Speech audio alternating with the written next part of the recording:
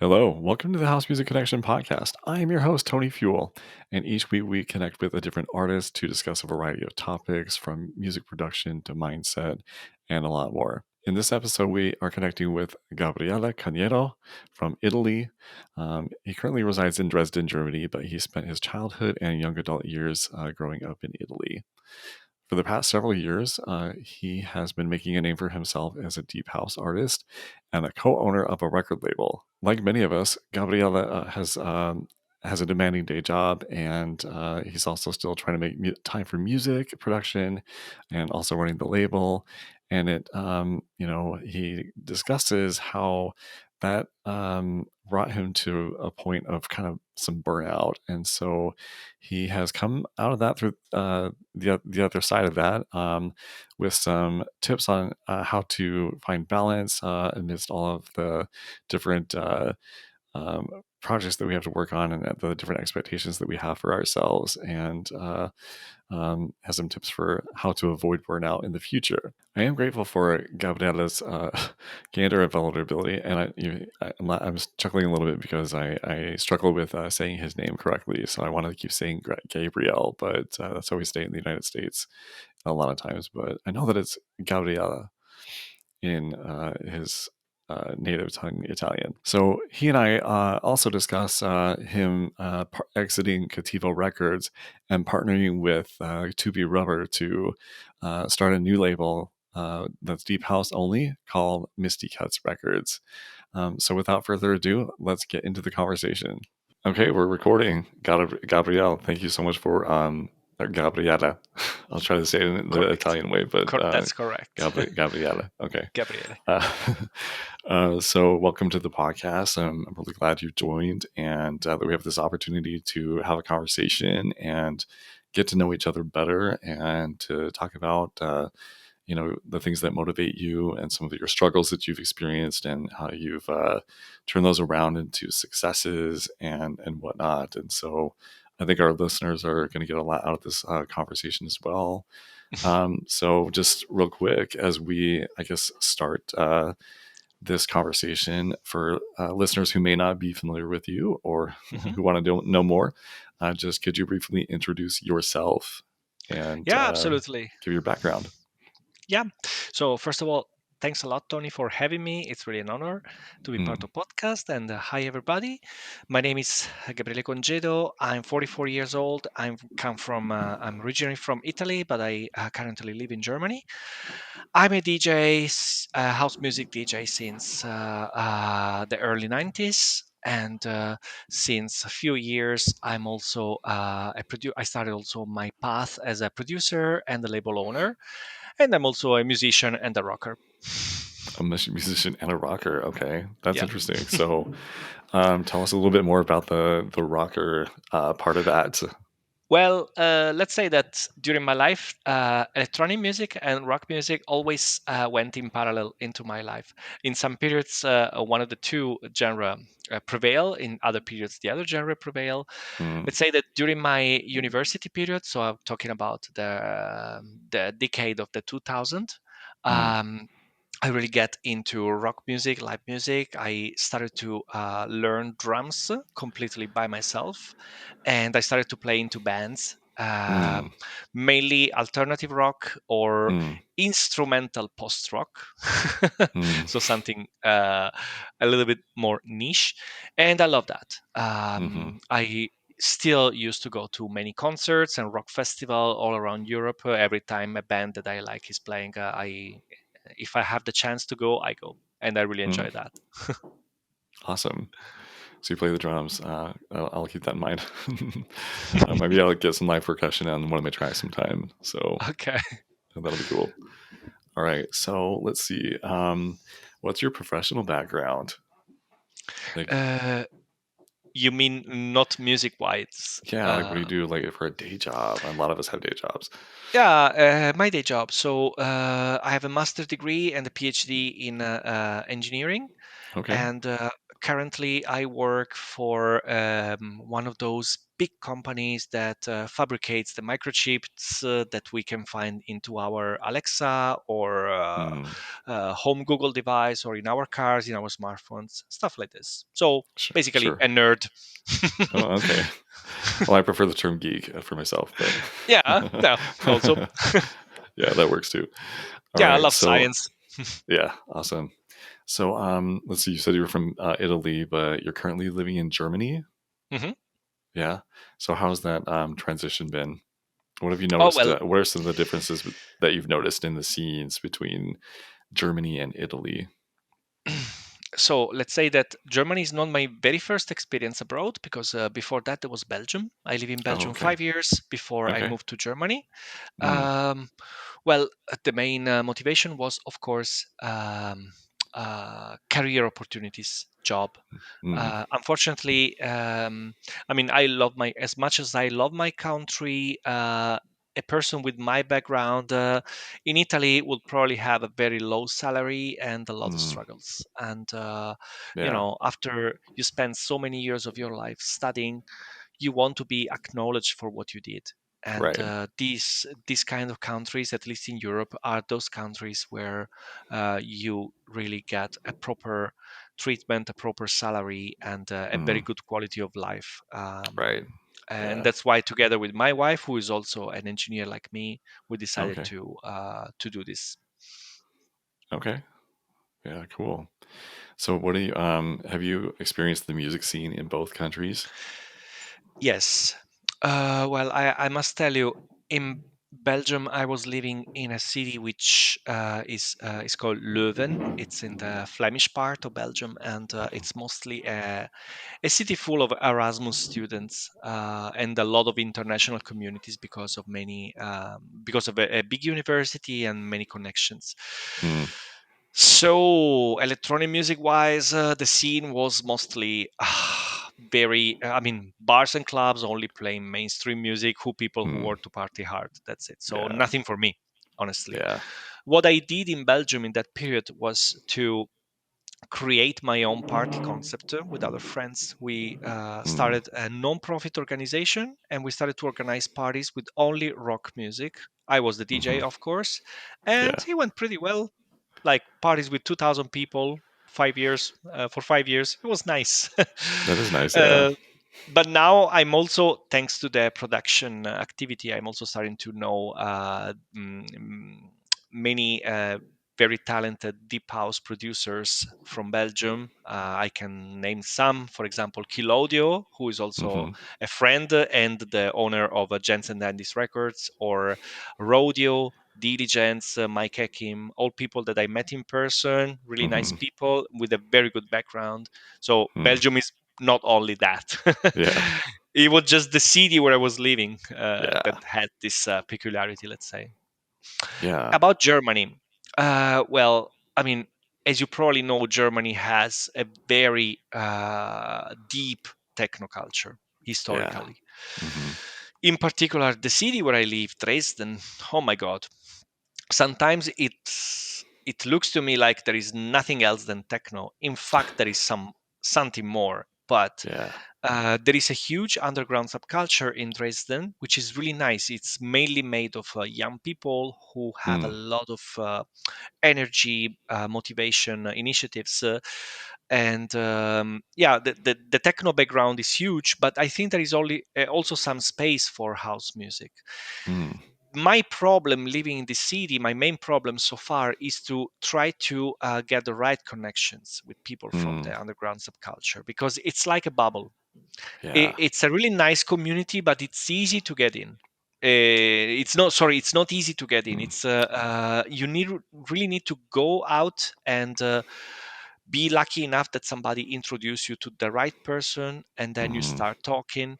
But I mean, I started this process during the pandemic, and you can imagine how difficult it was. You send Oh, emails and yeah. nobody answer to you. Yeah. uh, then the pandemic is over, you can finally go out again, so you start going Mhm. out and meeting these people. So slowly, slowly, slowly, it's something is moving. Now in the city they know who I am, at least. Yeah. Uh, and yeah, let's hope for some more collaborations to happen in the future. But in general, I really like the spirit in this city. There is a Mm, lot of activity going on, and I like this. Yeah. nice. So one thing that I've noticed about the different cities that I've lived in is that and this is probably true for the whole scene globally. So I guess kind of like running local events and like trying to be a part of a local city's scene Hmm. is completely it's a completely different game from making music and producing music. Like there's Yeah. not a ton of overlap until you make it to like a really high level, and then people will notice your music and whatnot. But as far as the local scene, they don't they don't necessarily care about your music. I mean, maybe a few people will, but like generally the local scene I mean, doesn't really care about your music until you blow yes. up and make it big, you know? So I don't know. Well, I have a perfect example of this, Yeah. especially for the city where I live, which is Purple Disco Machine. Purple Disco Machine is from Dresden. He was a Okay. ghost in town for 2 decades Hmm. until the guy became so big that he couldn't be ignored anymore. Yeah. But Yeah. I can tell you that the first live gig of Purple Disco Machine in Dresden was 4 years ago, the Mm. very first one. Until Yeah. that moment, the guy was a ghost. Simply, the local scene was kind of snobbing him. But Yeah. meanwhile, the guy was developing his own career on an Hmm. international level worldwide. And now that he won a Grammy Awards, they can't ignore him anymore. Right. But I my think it's question, Cal Newport that says like become so big that they can't ignore you, and that's so true. Yeah. yeah, my question is, do I really need to win a Grammy Award before being kind of recognized? I don't think it's the case. No. Yeah, in general, nobody Yeah. here cares how much music I produce, on which label I produce it, and how many achievements I get on Traxors on Beatport. They just don't Hmm. care. I mean, the Um, promoters they want yeah, you. They want to be sure that you're going to like sell tickets to their event, and just yeah. because we're selling music, here and there, around, in different parts of the world, doesn't necessarily mean that we're going to sell tickets to their events. And so it's I don't know. No, It's but like I said, it's two completely different games. yes, yeah, yeah, yeah. I mean, Yeah. without making names, I know personally people who ended up in number two, number three, number 10, Traxers, best artist of the year. Yeah. I mean, according to these achievements, these people should have gigs every evening, but Hmm. no, they have no gigs. They just Hmm. stay home, produce their music, and do their Hmm. daily job. That's it. But they have no gigs. So Right. there is something wrong here, or something not matching. I don't know how Yeah. to explain. Yeah.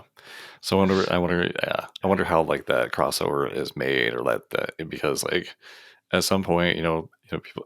I don't know. Is there like a big difference between like the house music buying public and then the people who are attending events, house music events, and just I think that there's like two different camps there, and I guess how do you like get your name out there to be known like as a producer and an artist who's releasing good music, but then also like how do you get those people who are in your local scene interested in the music that you're making, or and building an audience there too? So it's I don't know, I don't have the answer, but it's just Well, something that I've thought about quite a bit.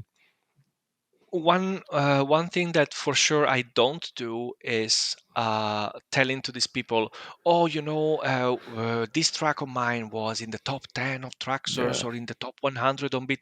They don't care. They they don't simply care. don't care because these are portals where only DJs buy their music. It's So true. Yeah, it doesn't have any impact. You don't impress these people like that. yeah. I rather tell these people, hey, this is my SoundCloud profile, this is my Mm-hmm. Spotify profile. Listen to what I do. If you like it, I will be happy if you will come to my next gig. Mm-hmm. Easy. Yeah, absolutely, You don't need for to sure. show off. I mean, unless you are in the top 100 on DJ Mag, which is another Yeah, level, you don't have to show off because these people don't know what you're talking about most of the times. right, for sure. That's the thing. and Yeah. that's also um, and that's also my answer to the question, what do you think it's a big achievement? I don't consider placements in Traxors on Bitports big achievement, Mm-hmm. because for me it's more important that DJs or even standard listeners listen to my music, like it, and possibly they play it in a DJ set. That's for me the biggest achievement, Hmm. because it means that my track was liked by somebody and these people are playing it. The rest Right. is just something that, if it happens, of course, you're happy. But Hmm. I mean, man, if you don't get to the weekend weapons, you don't have to go on Facebook and make posts like, "Oh my God, my life is over. I want to quit." In the end, what Right. matters is the quality of your music. Hmm. Uh, Yeah, and it's about the whole like catalog. Really, it's not just about one track at a time. It's just like what you're building, throughout your career. And I guess one thing I've learned is that our careers or like our artistry isn't going to be is not contingent upon like one release. It's going to be like the body of the music that we put out there, and yeah, whether that connects with people, you know, or I agree. not. Yeah, Yeah, totally. sure. Okay. So how did you discover house music specifically? I can tell you the date. Oh, okay. 9 of September 1994. Okay. I was already DJing, but mostly at birthday parties, playing Hmm. mainstream stuff. Yeah. I had a friend who was playing as a resident DJ in a local club on the Adriatic coast of South Italy. It was Okay. summer of 1994, and he invited me to just stay with him in the DJ booth. But this club also had the underground dance floor, where at some Mm. point I just sneaked in to check what was going on, and I was thrilled by the sound. And all of a sudden, I said, "Okay, this is my sound." I can also Yeah. tell you the record that the day after I went to the record store immediately to try to find. It was Mm. Underground Sound of Lisbon, So Get Up, Mm. on Tribal Records, Okay. 1994. Nice. I I still think. have the vinyl here Yeah. with me, just there. Nice. I remember the underground. So I grew up in the Seattle area in the United States, and I don't know. We didn't. I feel like we didn't. Europe is a lot more like dance music friendly than the United States is, but Seattle is one of those areas Probably. where we have a little bit more of a affinity for dance music. And I Mhm. remember going to Tower Records and seeing that there were like these mixtapes or like CD mixes of the underground sounds of Lisbon, just like a mix series and whatnot. Um, Yeah. but yeah, so that was a really I don't know, an important way for a lot of people to discover house music and Yeah, underground I sounds. Yeah, actually miss a little bit that period. I don't want to sound a boomer or a nostalgic here, but what yeah, I miss the most is going to the record store and meeting with other DJs, discussing hmm, about music, yeah, starting maybe collaborations, exchanging contacts, and listen to records. hmm, Uh, it's different than just yeah. going to Traxsource or Beatport. Oh, for sure. It's But of such an course, individual experience with track stores. yes, Like you're not going with yes. friends to try to track stores. I mean, I guess maybe Don't think my some friends will people do, care. but yeah, Yeah, but I don't think yeah. my friends will ever care about that. And it's not like I when mean, we go to yeah. still I spend a lot of time listening to new music, because I think this is one of the main tasks as a DJ. I Hmm. read on this book here. Um, I've read that too. Hmm. yeah, that the DJ basically facilitates your life, because he does the preliminary job of selecting the music that, according to him, is valuable, Him or and her, then yeah. yeah, and then he plays it for you. Yeah. So it's really important that for a DJ, even for this is an advice that I give to everybody, especially people who just started: don't just go download the top 20 and play it. Hmm. Just try to find your own sound, search for new labels. Hmm. You need to dig into it. You have to spend Hmm. hours to finally found the sound that you really feel like your sound. And Hmm. then you will propose your music during a gig, and that will be your style. That's being a DJ. Otherwise, you're just a jukebox, uh, Hmm. or anyway, that's my concept. I mean, I don't mean Yeah. to teach anything to anybody, but that's how I work. Right. That makes sense. Yeah. I think a lot of us who are, you know, who I guess who are attracted to the underground house music sound. I think that a lot of us feel that way about like our roles as like, you know, kind of like being a selector and helping to educate people about new music and whatnot. I don't know. I feel like it's gotten a little bit to where like I don't know. There's not as many fans to DJs as as there used to be. Like there now it's like there's DJs and we're kind of there's pretty much anybody who is into house music now is also a DJ. So it's a little bit different in that regard now. Yeah, But it is. yeah, it's yeah. So things have changed. I hope that we get back to a point to where house music and underground dance music is a little bit more of a more accepted thing that people go out and enjoy just for the sake of it and not necessarily just to DJ. Exactly. But For yeah. example, one thing about the city where I live, which is Dresden, is that I don't get so many live gigs in here. But when I get one, I really enjoy it because the spirit is to Mm, go there and to listen to what the DJ is playing.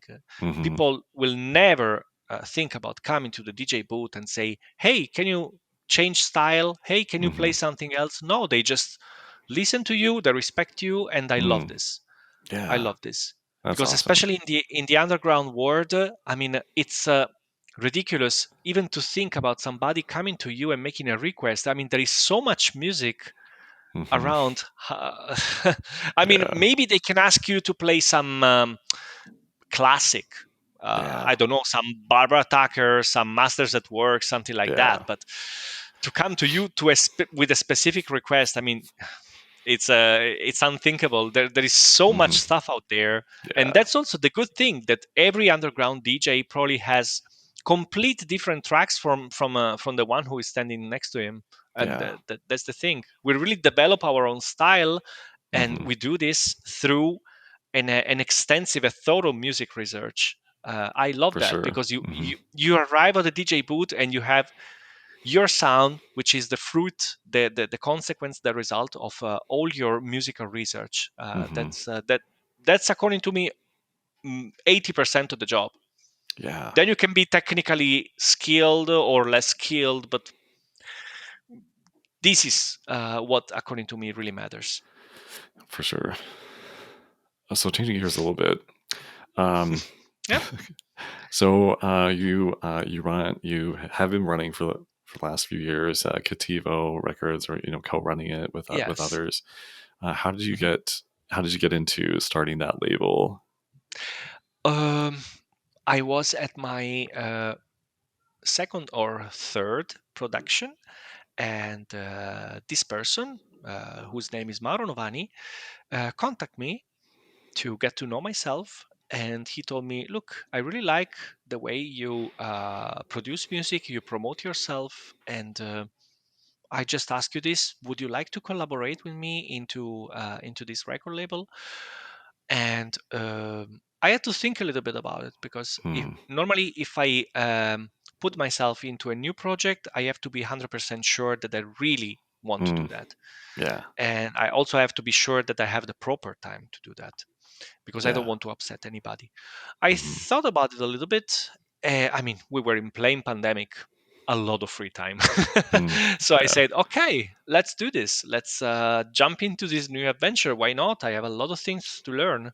And yeah, Cativo Records was a lovely experience because it drove me to make studies and search on internet to learn more and more and more about the discography world, and also gave me more technical skills, for example, how to use a music distributor, how to write from scratch a discographic contract, for example.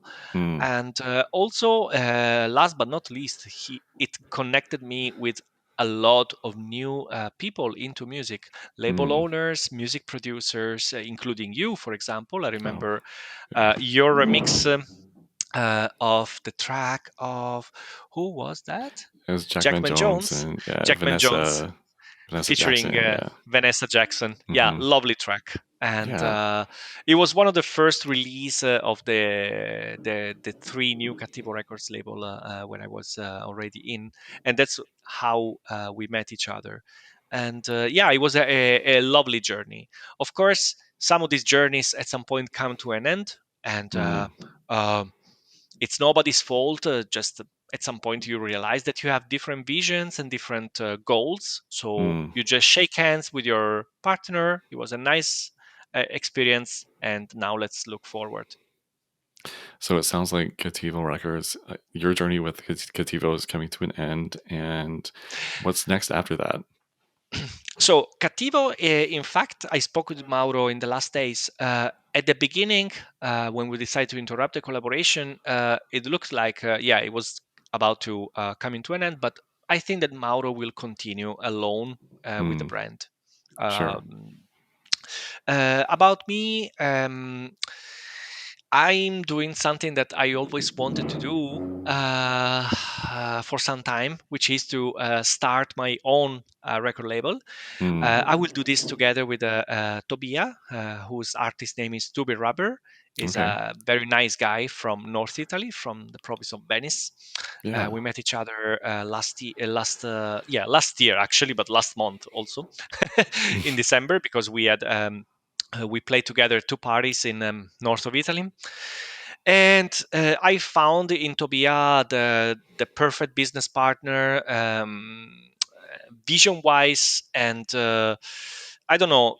You feel when there is the synergy and you're really mm, how to say calibrated. You're aligned. We have Mm, the hmm. same vision, the same point of view, the same marketing perspective. So we decided, okay, let's do this. Hmm. We are starting a new label. Um, it will be ready maximum in 1 month. I have Mm. seen the preview of the logo 1 hour and a half ago, and I'm so excited because it's lovely.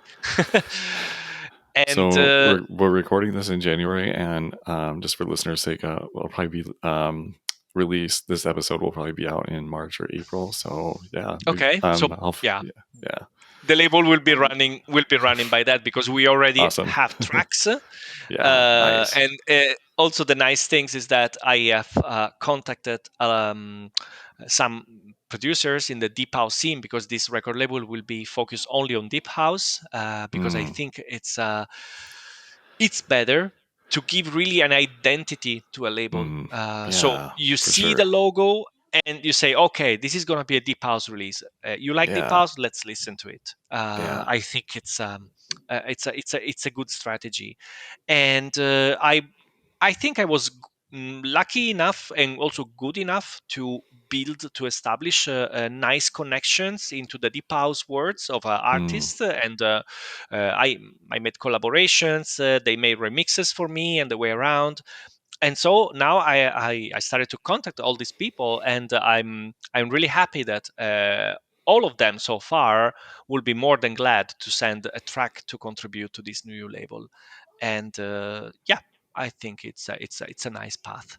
It's a nice start. I'm so excited, and because the main concept is we don't want just to be another label who just release music. We want to hmm. be a label that is 100% focused on the artist and 100% made by the artist and running around the artist. We Mm, just don't want to make one post on social media advertising, hey, our new release is out now. No, we want to build a real storytelling, mm, something that shows something about the life of the artist, how the artist developed this track that the artist is producing with us. So a real storytelling to create also expectation from the listeners, and we want the artist to love this.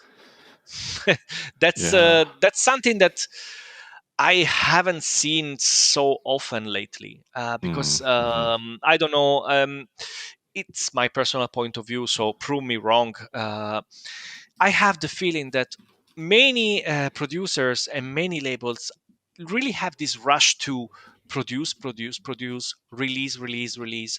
You don't give people the time to actually listen and enjoy to your new production, because after one Mhm. week there is already another one, Yeah. and that's what we don't want to do. Mhm. One release per month maybe, but with a real promotion process, a big storytelling, so the artist really will feel appreciated and not just a number. Because what oftentimes we forget is that behind every track or release that we made, there are hours of our time Mhm. that we spend taking it out from something else, from our families, from our work, from our hobbies. Mhm. There is Yeah. our energy, there is our creativity, and this is valuable. So we want to really acknowledge this. Uh, our goal is not to make the number one on Traxxers. I don't care. I mean, if it happens, why not? Yeah. But our goal is really to tell a story about each and every release and to make the artist happy. And I don't know. I just love this. Mm. I Yeah. love the idea. Yeah, it's good to be artist focused, and then when the artists are happy, they'll be giving you like some good, some of their best material and whatnot, and so it Yeah. all kind of works together to make the label successful and whatnot. So yeah, that's awesome. Hmm.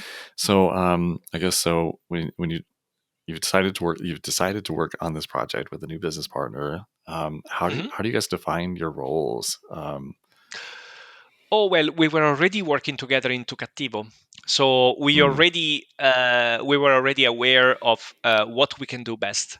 mm, Uh, mm, I mean, we are both very structured people, so we mm, used to build, to write concept, Excel files, to be really mm-hmm, organized. So nothing is left to the case. mm-hmm, This guy is not an engineer, but he really thinks like an engineer, just like yeah, me. So that's mm, why we found the perfect partnership, because everything we think about, we just put it on paper. They put everything together, and yeah. Because we both think of a label, but I think an artist should think about himself also in this way, like a small business, a small mm-hmm, brand. We mm, are all brand. It doesn't matter to me how serious you want to go with your music, but you are a mm-hmm, brand, a small yeah, one, maybe a little startup, but you should see yourself as a brand, right. even though you're not making money for living out of it, not yet, at least. For sure. I mean, because really, brand is like it's more than a logo. It's what people are thinking about subconsciously when they think of you and your music, and Yeah. that's really what brand is. And it doesn't have to be corporate. It doesn't have to mean being a sellout or any of those things. Or in the stock It's market, yeah, yes. exactly. Yeah. I I mean, mean, all the biggest brands started from, yeah, I know. Look at Google, look at Apple. I mean, they mhm, started from their own garage, and then they yeah, became what they became. yeah. I'm not trying to say that we are going to become something like that, but I just try to take these things very seriously. It doesn't Hmm. matter if it's a company that monetize millions or billions of dollars, or if it's a small startup that Hmm. monetize few hundreds of dollars per month. It doesn't matter. I think that the right way is to do things in a structured way, Hmm. really to feel yourself like a small business. Right. So we talked about business roles and then Hmm. philosophy of like being a brand and whatnot. Okay. All right. So Yeah. I'm going to ask you this. So you talked a little bit about systems and like being structured and organized. So maybe could you expand a little bit more upon what roles or what role does having systems play in being successful as an artist or as a label? Hmm. Well, um, I think it's. I mean, of course, everybody knows that probably, but nowadays, a crucial role is played by social media. Mm-hmm. Honestly, I don't really like social media. I Mm-hmm. prefer to spend my time in another way. But Mm-hmm. we have to accept the reality. We are in 2024. Social medias are essential, Mm-hmm. and also the kind of content. you share on social media and the way you share it, it's also important at the same level. So Mhm. if you don't have um, good skills with social media marketing, mm, you have a big disadvantage there. Mhm. It's really important, even the time of the day when you make your post, because Meta now suggests you, oh, this is the Mhm. time of the day where most people likely will see your post. So Mhm. doing that in that hour, or the tags, the hashtags. I know. I mean, it's horrible. I would rather go out and play tennis, but these Mhm. things are really important. So Yeah. every single content that you share as an artist, as a label, you have to think about it. Mhm. First of all, one thing I was recommended when I was in the learning process was, please separate your personal profile from your artist profile. And from Mhm. your artist profile, only post things related to your music career. Let's call it career. Mhm. Uh, from your personal profile, then you can post whatever you want. The Christmas Mhm. lunch, your Mhm. trip on the mountains, whatever. Yeah. Um, and yeah, so you have to be careful to each and every content that you post. This about social medias. The rest, uh, being really careful when accepting demos. Mm. I think another key role is to only accept those demos that really reflect what in your mind is the sound of your label. Mm. You can't just say, oh, this track is not bad, and just out of selfishness you accept it, and then people get confused. You really need Mm. to define the sound that you want to sell and to propose to your audience. Right. That's another key point. Yeah. So I And wonder. I wonder if, like, some people. I wonder if have you ever been in a situation where, as a label owner, you've accepted a demo because, like, you didn't want to piss off the person, or you just, like, you cared. The relationship was there, like, and mm, not because, not pissing you off, but, like, you're, like, friends with the person or whatever, and you just kind of wanted to, like, do right by them, in that way or whatever. um, Yeah. I I never accepted a demo because I didn't want to upset somebody, and Mm. sometimes it was a mistake. Mm. Um, because in the end we released something that afterwards we said, why did we release this track? It Yeah. doesn't really represent us. Um, I can tell you that I pissed off many people by Mm. rejecting their demos, Yeah. and yeah, maybe now these people see me as a monster, but I don't care. I mean, you have to accept the fact that I'm not saying that your track is that your track sucks. I'm just saying that your track doesn't match the sound of my label. And sorry, I'm Yeah, the for owner. I'm sure. the A&R manager, so it's my word. Yeah. Uh, I mean, as a producer, how many no's I take? A Yeah. lot, Hmm. a lot. Well, the thing is, like, do you really want to be working with somebody who's going to see you, who's going to get bent out of shape and have a chip on their shoulder after you reject their demo? If they Uh, haven't the, learned the, to be mature enough about that, then you don't want them on your label anyway. Yeah, the thing Yeah. is, of course, people who understand this, they will never get mad at you. Yeah. Like I don't get mad to those label owners who reject the demo just by Yeah. telling me, Gabriele, the track is valid, but it's not my sound. Yeah. Fine, Hmm. shake hands.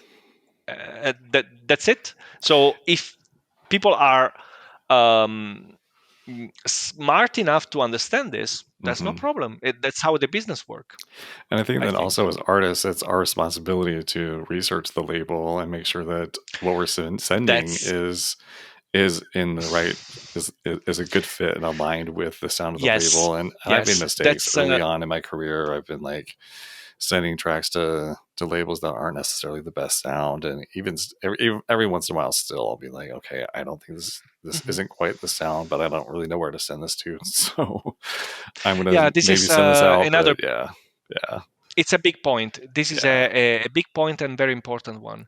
yeah. Um, every label has its own style and its own sound, Hmm. and it it should be a good practice for every artist to first study the sound that this label produces before Mhm. sending them a demo.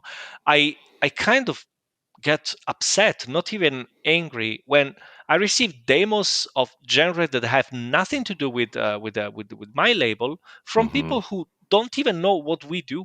They just Mm. send demos around, like you send. You're looking for a job and you send your CVs everywhere for Yeah. every kind of position, from a cleaning man to manager. No, yeah, Yeah. there are people who do that actually, and Wow.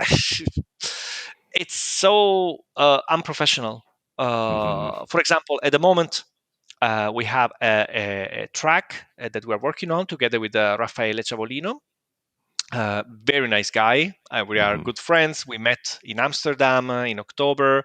We already collaborated last year, and we are trying to make a track or an EP for a specific deep house label. I'm not saying the name because I'm scaramantic as a good Italian person.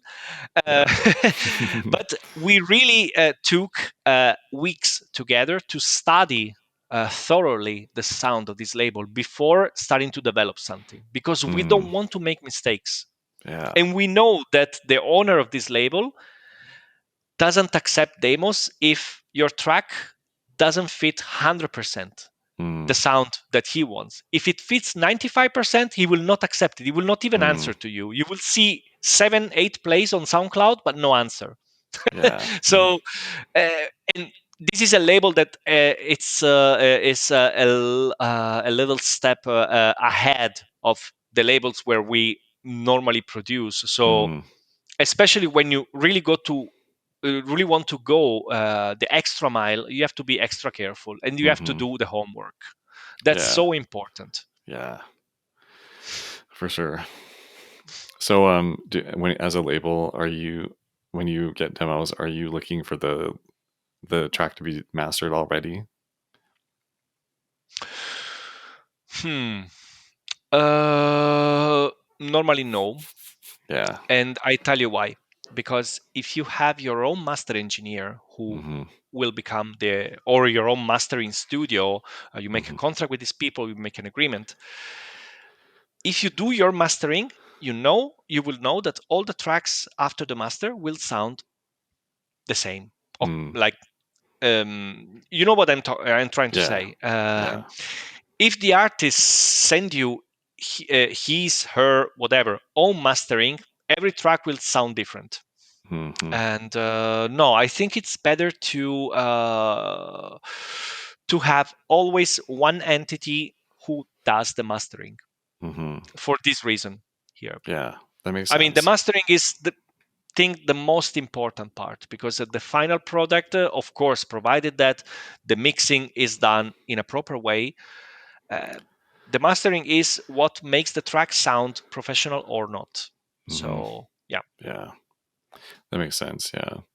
Okay. All right. Switching gears again. You and I have kind of talked offline a little bit about some challenges that you've like gone through. Um, but you've come out on the other side as far as like related, like coming through. You kind of went through a period of burnout and whatnot. Hmm. And by the way, listeners, I did ask permission from Gabriele to Yeah, if I could I ask know. about it, if we could talk about this a little bit. So he's Yeah. not getting caught off guard, and yeah. So so I wanted to talk about this because a lot of people do struggle with getting burnt out and having maybe some mental health challenges. I'm not saying that's what you went through, but being burnt out and whatnot. What were some of the ways that you came through that, and what Mhm. are some tactics and lifestyle changes maybe that you're implementing that will help you to not get burnt out again? Yeah, I'm actually very happy to answer these questions, because if my experience can help somebody else, Yeah. I will be happy. So the thing is, I mean, cases of burnouts are becoming more and more and more, how to say, frequent. Hmm. Uh, I can tell you in my company or among my friends, because we live in this frenetic society where Mhm. you have always a lot of pressure, a lot of things to do, and sometimes simply your body and your mind are overloaded by Mhm. uh, by all this pressure that you have Yeah. to do this, do that, perform, deliver, and sometimes your body just wants to take a break and give Mhm. you some signals.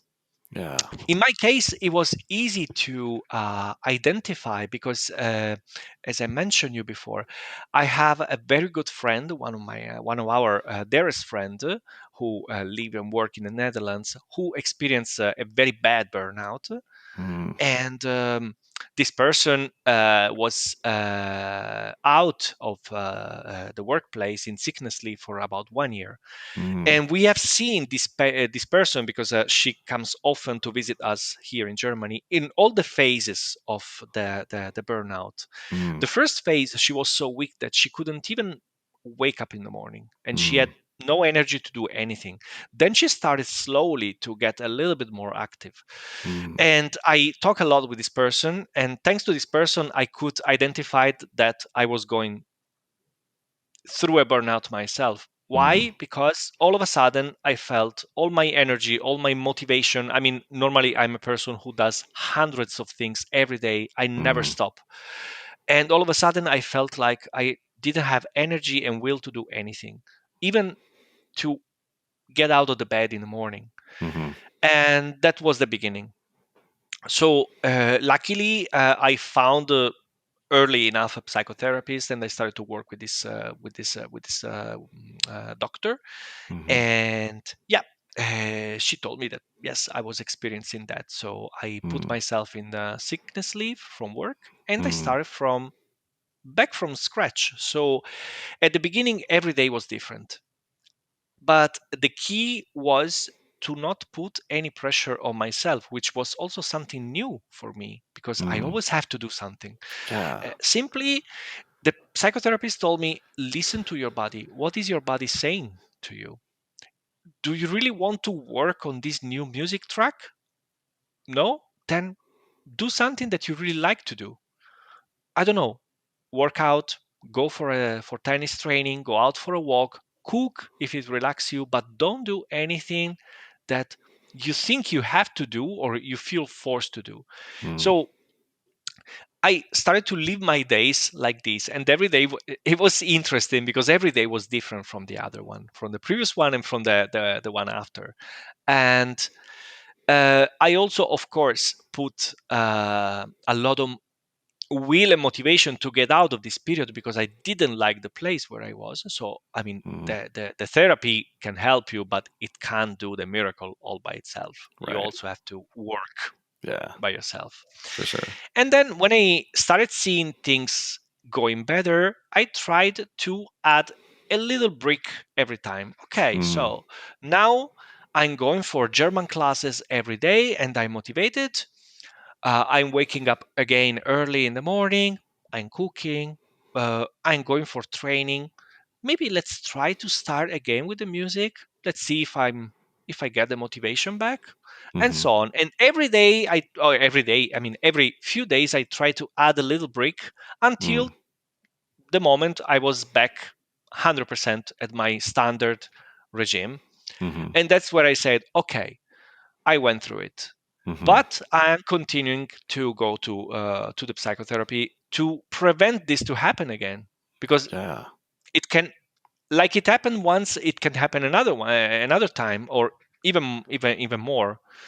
In my case, unfortunately, the main reasons behind this burnout was what happened to me in the last 2 years, because my family situation. My wife is Ukrainian, and starting from the beginning of the war, it was really complicated. Mhm. So we have hosted here a lot of people, and um, currently my wife's little sister is living with us. It's already Mhm. been 2 years. Yeah. We are happy at that because she has good opportunities in Germany. She's going to school and everything. But of course, this was something that changed my life, our lives, and Yeah. you have to cope with that. Right. And sometimes a combination of too many things overwhelm you, overload you with pressure and stress, and your body reacts. So, my personal advice to everybody is, guys, please listen to your body. Listen Hmm. to what your body is telling you, because it's really important. Don't do things just because you have to. Uh, just do what you like to do if you can. Hmm.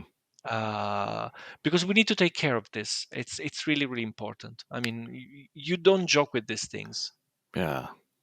So I guess from an outside perspective, I'm just thinking like, okay, so if I really like to play if I just want to play video games and like not do music, I mean, I guess there at some point there's got to be like a balance, like of like not going too far down like this path of like doing only what you want to do, because at some point that might get like out of balance in another way, and like you start neglecting some areas of your life where that you like really actually have to do, like your Yeah, job or like take care of your family and yeah, of whatnot. course, So yeah, of course.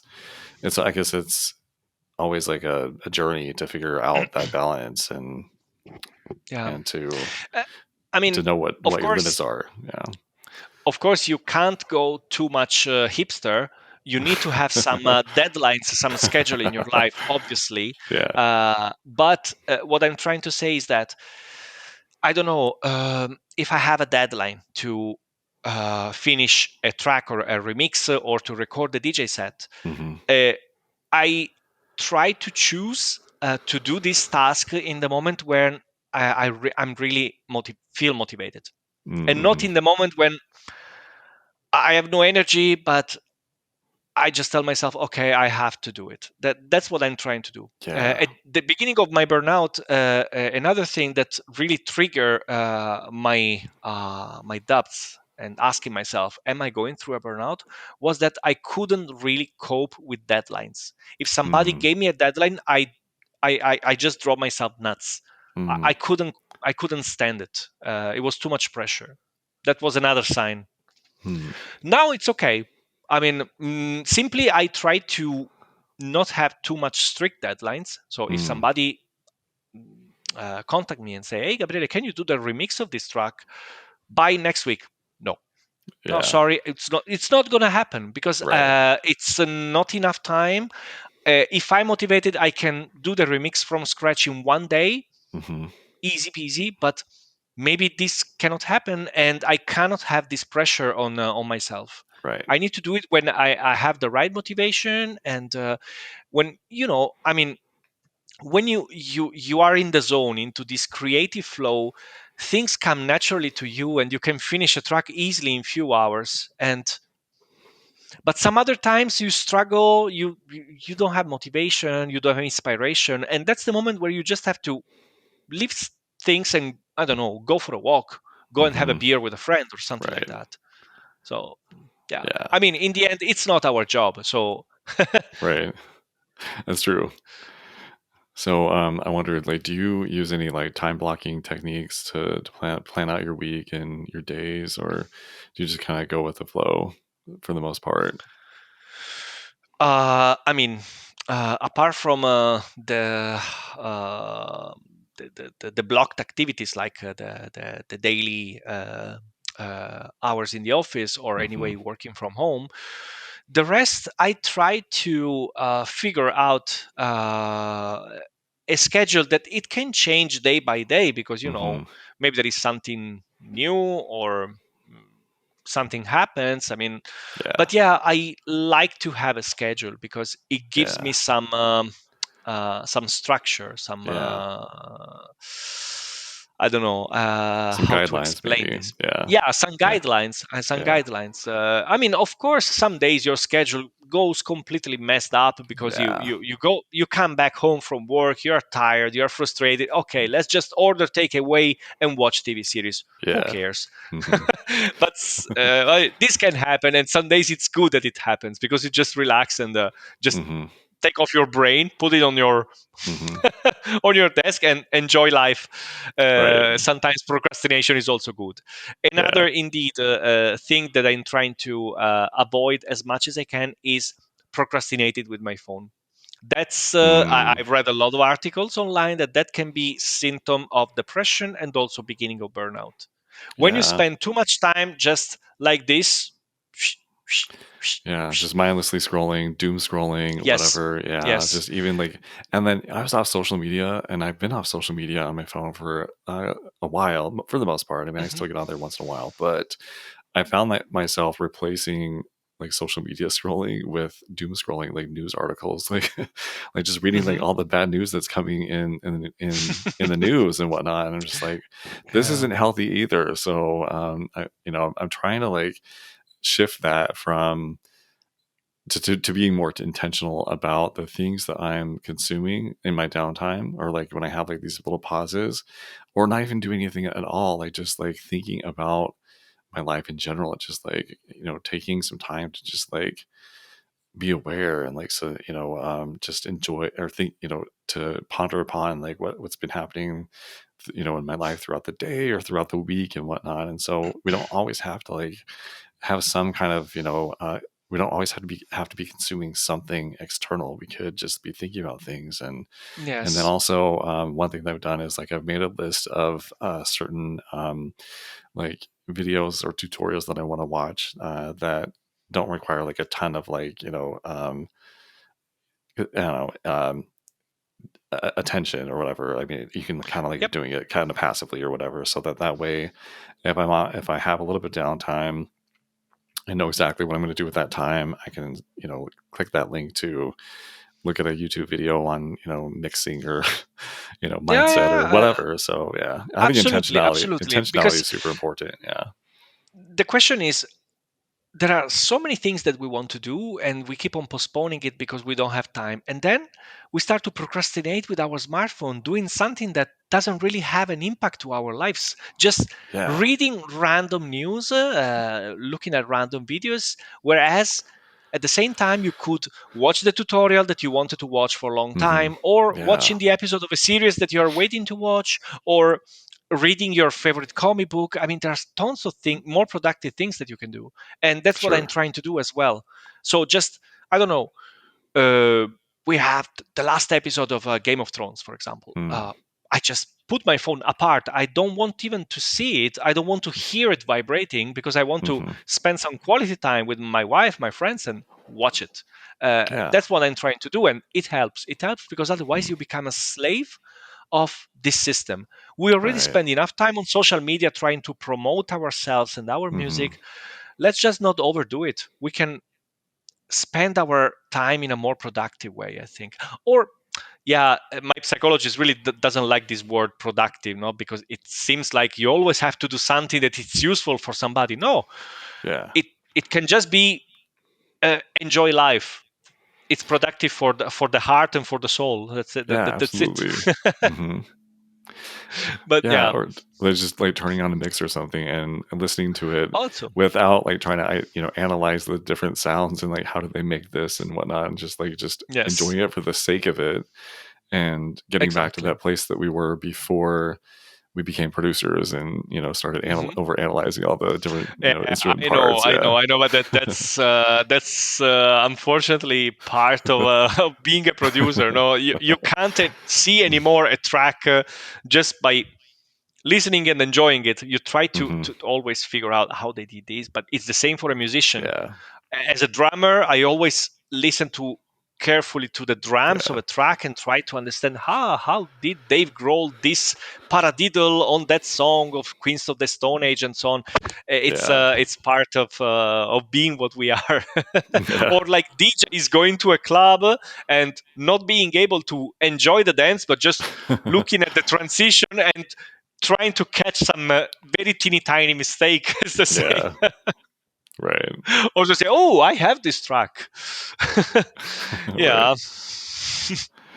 Yeah. Well, those are some really good insights that you've shared. Was there anything else that you wanted to share about, I guess, any tips that you wanted to share for, I guess, avoiding burnout, or, anything like related to mindset or mental health or anything like that? um, how to say? Yeah, the main message is what I already said: to try to listen to your body, because again, uh, apart from our daily job and some other, let's say, mandatory tasks, Hmm. we are we are those people who still have control of their lives. So try to Mhm. optimize your life by doing what you like the most. And Mhm. if you at some point feel that it's too much, if you can take a break, because in my Mm. case it really helped me, it really saved me, Yeah. in fact, Yeah. to take a break Cool. from everything, recharge your batteries, and come back stronger than before. We have an amazing mechanism of self-generating. Our body really works Mm. on our advantage. Let's try to use this, but sometimes a break can be the easiest solution to solve this kind of problems. That's Mm. it. Yeah. uh, And replenish and yeah, recharge. Yeah, for sure. Cool. yes, All right. Well, I wanted to circle back as we kind of this has been a really good conversation, and it seems like it's thanks kind of at that natural also from point me. of like maybe kind of coming to an end a little bit. I wanted to circle back to your new label and just kind of like Mhm. being able to talk about that as listeners come to the end of the episode. What I guess what are you most excited about for the label, and how can listeners get in touch with the label and you as an artist? Um, I'm excited about, as I said before, the new concept, and I hope that after the first 2 to 3 release, the artist will really like what we are doing, and they will Mm, start to send demos spontaneously because they want to be part of it. Of mm, course, the label will not just be releasing music and promoting the artist, but it will be much more like e-commerce, merchandising, and mm, events organization. That's another important thing that I really care about, mm, the events. Uh, I don't see these events, this label showcase, as just an occasion for us to be at the DJ booth and say, "Hey, I'm a superstar." No, mm-hmm, it's mostly for the artists to finally meet each other in person for the first mm, time and to connect. I experienced this in 2 editions of ADE in Amsterdam, and I mm, can tell you that a lot of nice collaborations were born after that. yeah. And also in the other label showcases that we have made with Cattivo. So that's the main goal. We just want to build a community that, as I said, grow together, grow stronger, because together Mm-hmm, we win. uh, yeah. I've never been an individualist. I don't care about individual success. I mean, of course, if that happens, I wouldn't really say no. But I'm more Right. about being a team player, being a part of the team, contributing to Mm, a common growth, and that's what we want to do with this label. Again, to create and enforce a community that is doing big steps forward, because I think back to where I started to DJ again for house music and buying tracks from Traxxers. I remember that the big names, uh, for example, in deep house, were different from the names that are in the hype now, because things are mm, changing, and yeah. this is also possible thanks to collaborations and this community that I'm talking about, that it's Mm-hmm, growing. And I like this. I want to be part of this, or at least I want to try hard to do that. yeah. Awesome. Well, I'll be sure to include some links in the show notes for listeners, so that they can connect with the label and whatnot. And so Sure, I think that sure. you'll probably have your social media channels ready Yeah, by and then. So yeah, yeah, I think so. yeah, okay, Yeah, but thanks to this podcast, I also want to send indeed a message to all the deep house producers that I know, and most of them are common connections between me and you. So guys, please be aware of this. I'm trying to contact everybody individually, but it's a big job. hmm yeah, So be aware of this, and if you would like to contribute to my and To Be Rubber's new deep house label project, we'll be more than glad to accept your demos. awesome. That's it. And of course, I already told this to you some weeks Okay, ago, so you yeah, already know about that. for sure. All right, very cool. All right, well, with that, I think that this is probably a good natural point to end the conversation. And I really thank you for Mhm. being a part of it and for sharing your insights and the struggles that you've been through and how you've overcome them. And I think it really will help people who may be going through some of the same things. So thanks again, I and hope. yeah, I'll be looking forward to seeing the information about that new label. So Great. And thanks again for this opportunity. It was really a lovely conversation. And I hope that absolutely the insights that I give could help somebody in the awesome. future. All right, well, thank you so much. With that, we're gonna sign off. Take care.